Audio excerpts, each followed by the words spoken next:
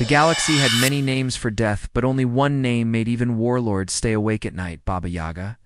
She was a story told to scare children, a human ghost, a shadow that could not be. Caught or killed, the king of the galaxy did not believe in. Stories he had crushed worlds, burned cities, and broken every enemy who dared to stand against him. He believed nothing in the universe could challenge him. That belief began to break the day his soldiers dragged a small, silent human woman before his throne. She was thin, covered in dust, her wrists locked in magnetic cuffs. She kept her head down and said nothing. The king looked at her and laughed so loudly the golden walls of the throne room shook.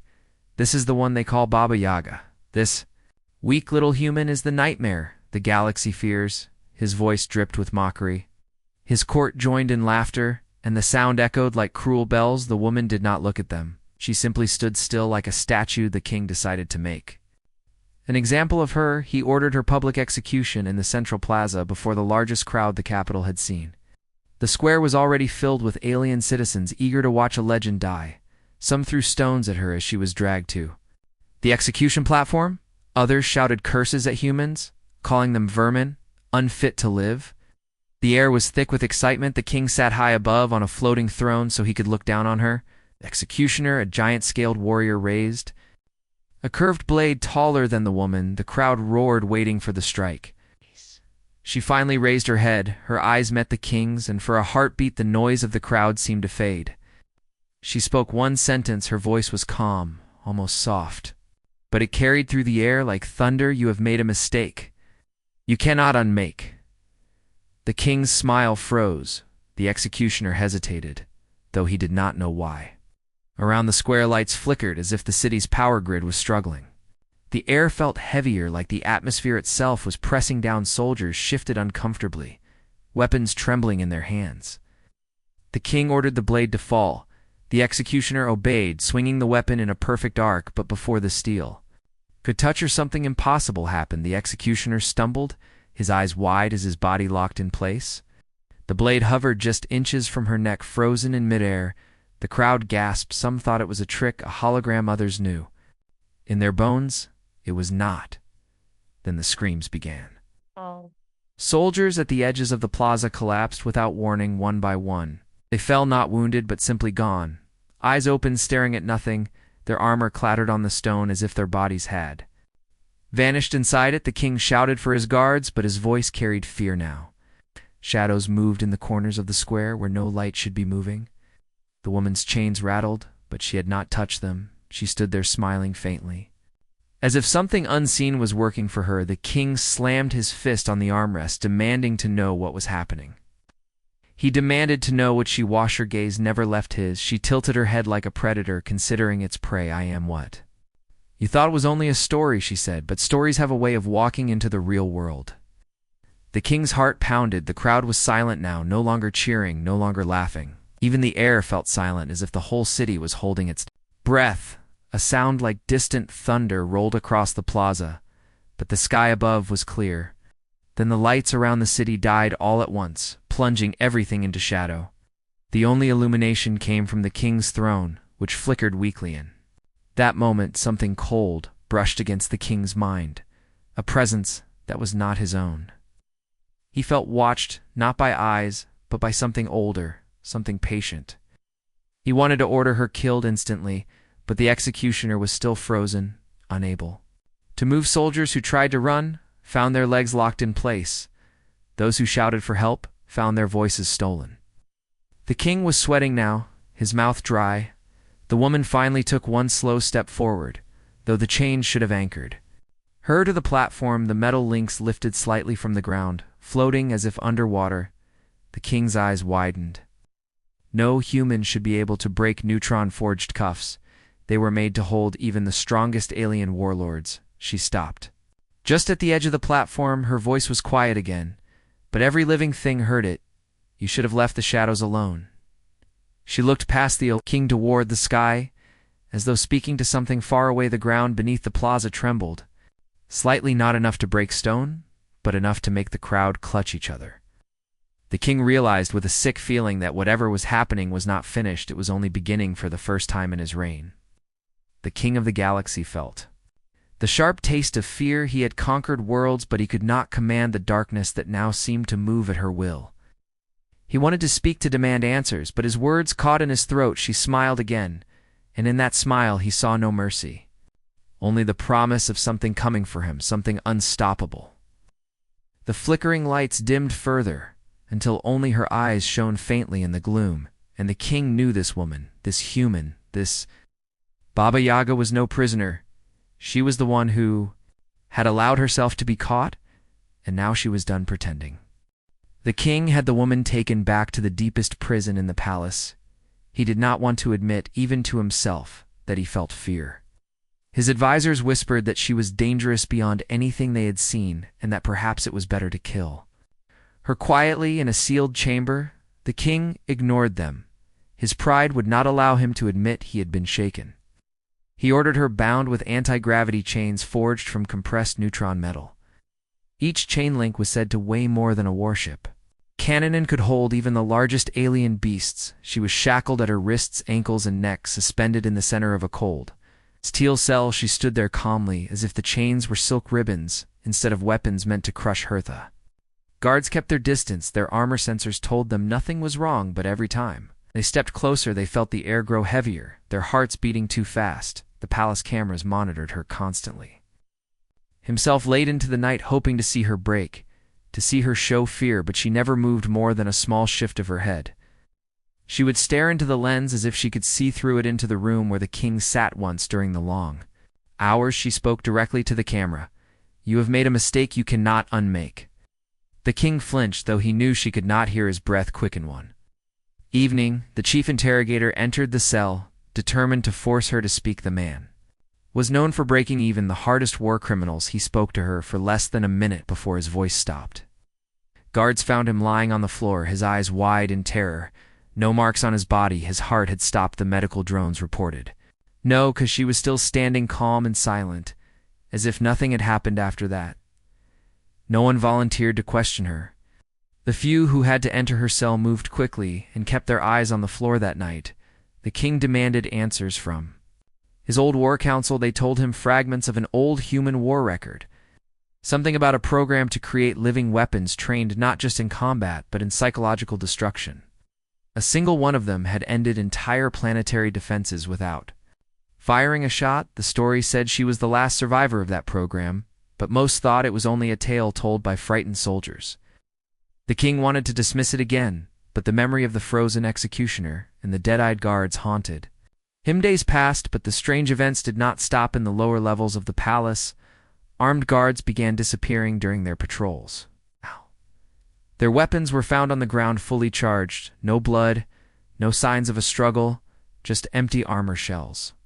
Scattered in the dark corridors, the security commander swore no one had entered or left.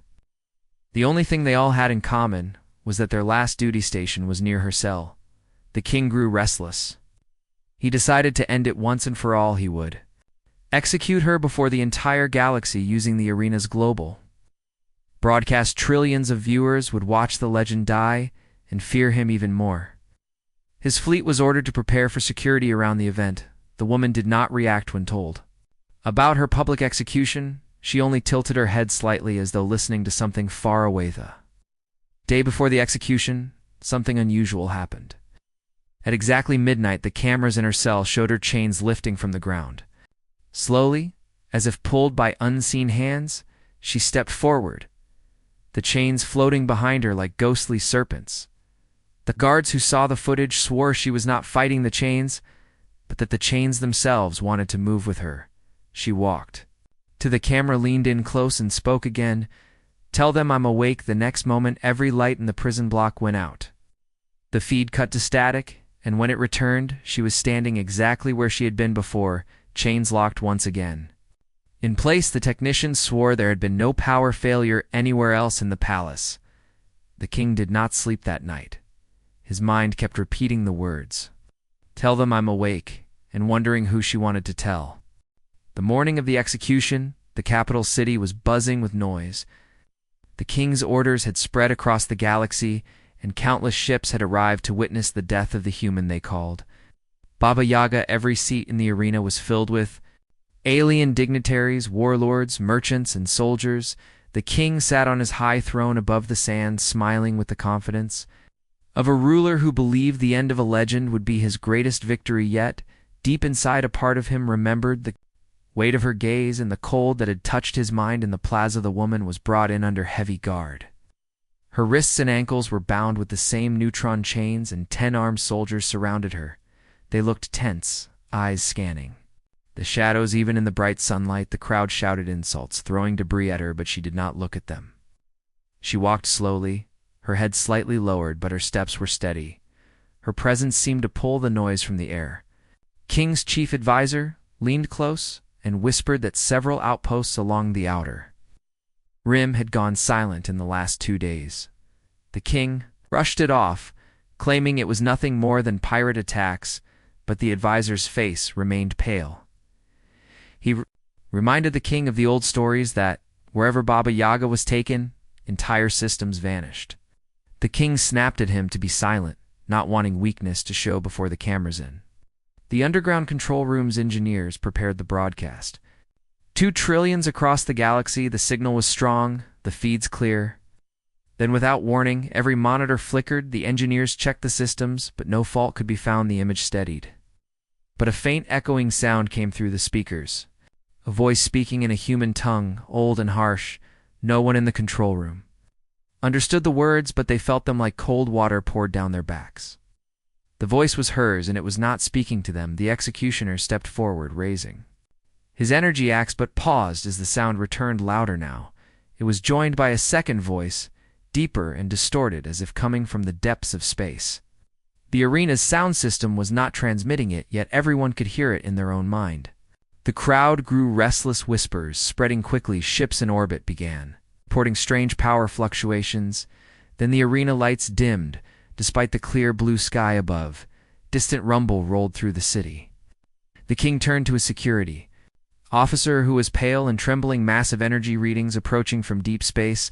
The officer reported no identification, but sir, it's not any known species or fleet.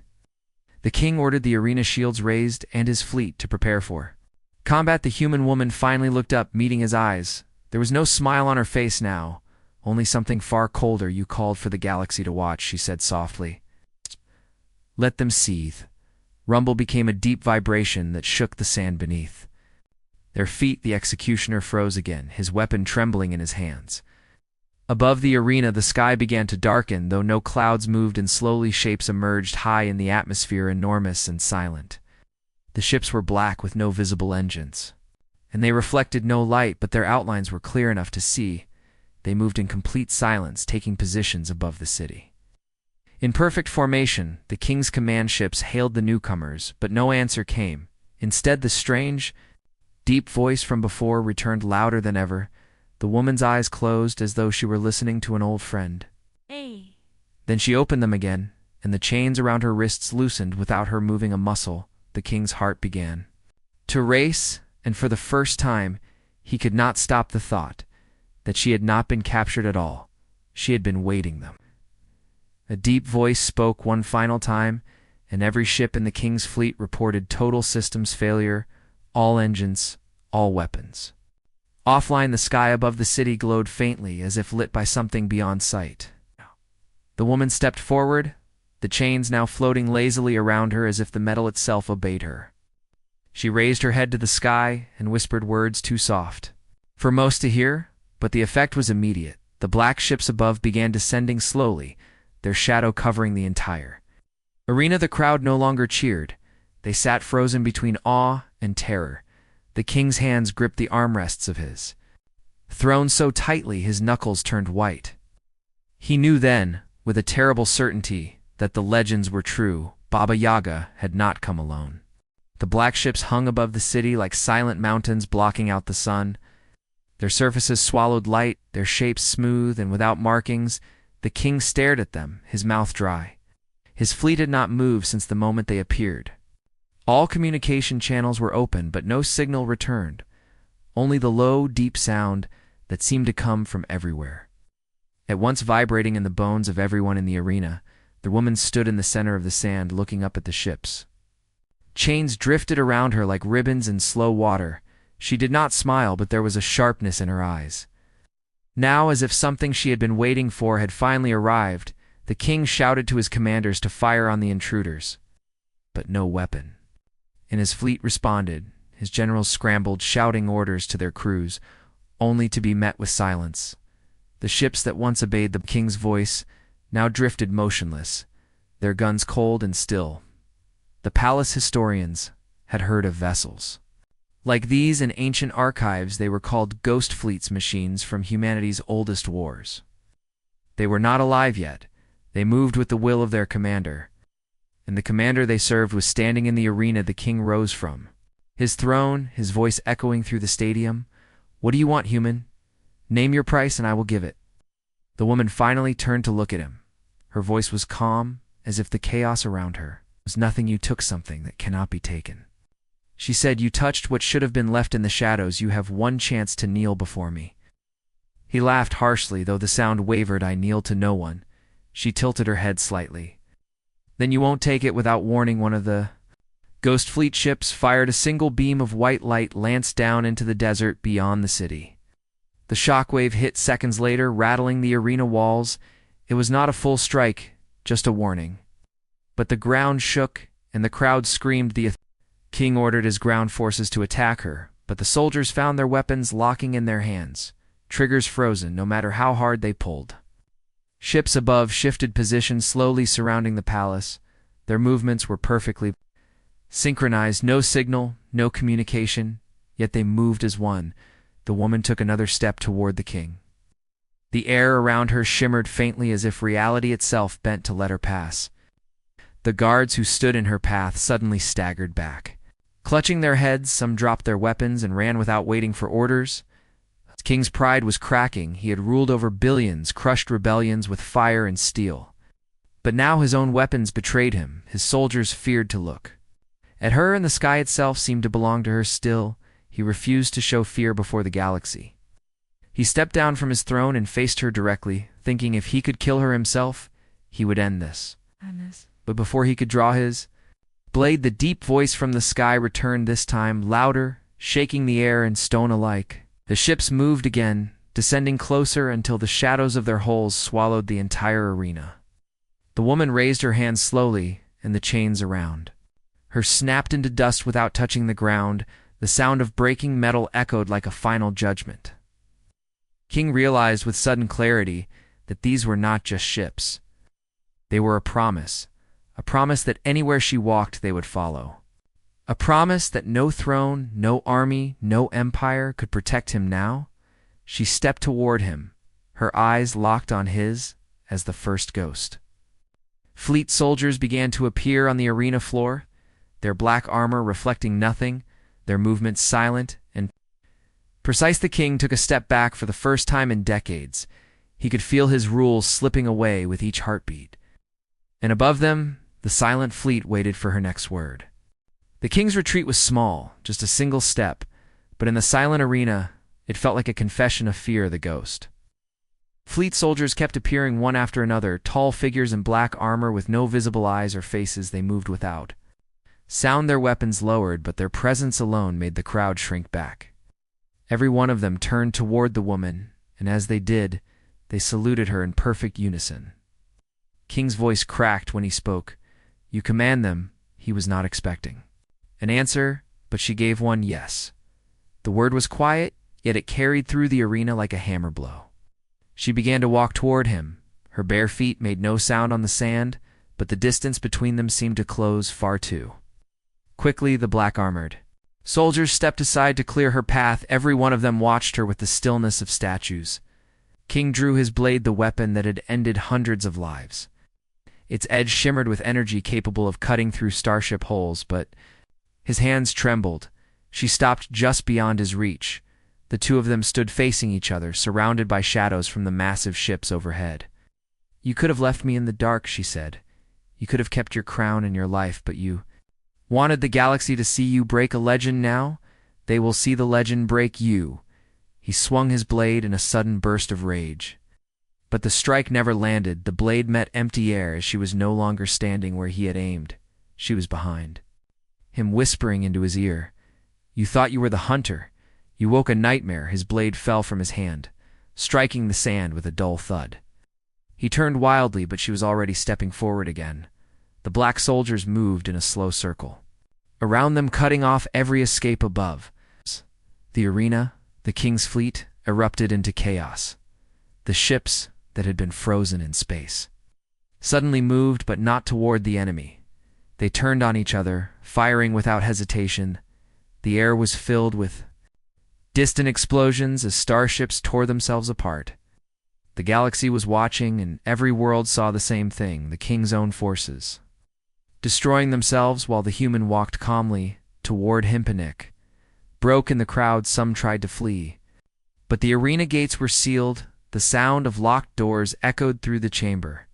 Soldiers who still held their weapons found them useless triggers, refusing to move.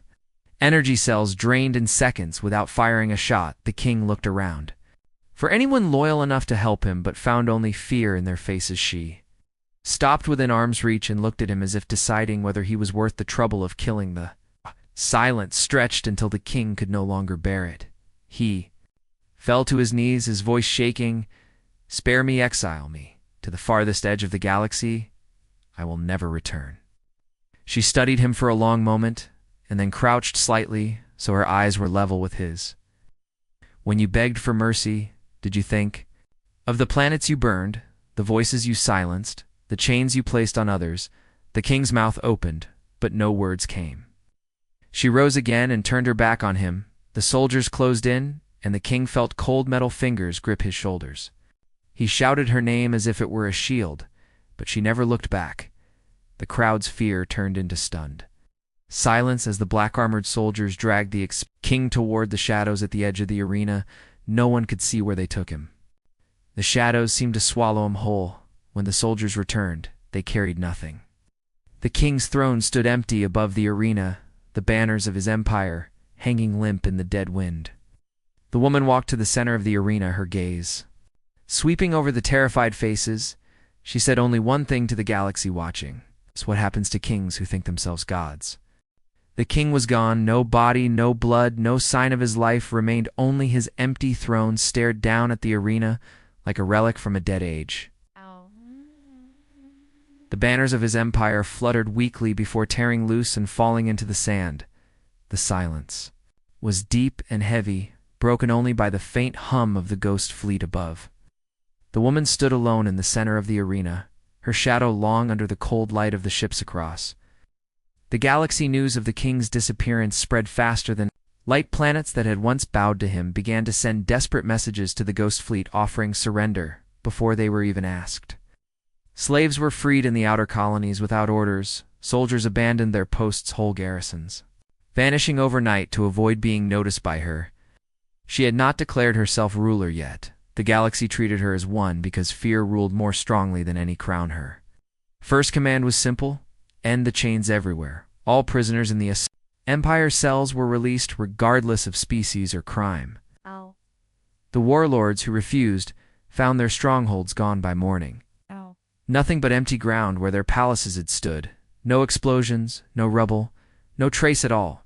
Just absence and the faint echo of the deep voice from the sky. The ghost fleet moved silently from system to system, their black holes blotting out suns and moons. Worlds that resisted her vanished from the star charts as if they had never been. She did not sit on the king's throne. It remained empty, as a reminder that the seat itself meant nothing. Instead, she walked the halls of the palace alone at night, sometimes pausing to look out at the endless stars. The soldiers in black armor guarded the corridors. Without speaking, never eating, never resting, their loyalty was absolute to her and her alone. Yet it was clear she did not see herself as a queen. Her movements were that of a hunter between hunts, calm but ready, her eyes always watching the horizon. As though expecting the next challenge, some worlds began to whisper that perhaps she was not human at all, that Baba Yaga was something older wearing human skin. Others said she was the last of humanity's war ghosts, destined to burn through the galaxy until nothing cruel remained. She gave no answer to such questions. She appeared where she was needed, disappeared when her work was done, and left only silence in her wake. The galaxy began to change, not into peace, but into a place where cruelty Had to hide because the shadow of her name was enough to end it one night in the great audience hall. She stood alone before the empty throne. The air was cold, the kind of cold that came not from temperature, but from the feeling of being watched. She whispered into the shadows around her. The voice that answered was the same deep presence from the day of the execution. It filled the hall without coming from any direction. "We're not done yet," it said. She smiled faintly, a smile without warmth. Only certainty, and stepped down from the dais. Her footsteps echoed into the dark as the ghost fleet outside shifted in silent formation. Ready to move toward whatever target her shadow would fall on next, the galaxy would not sleep easily again. Not while she walked its stars.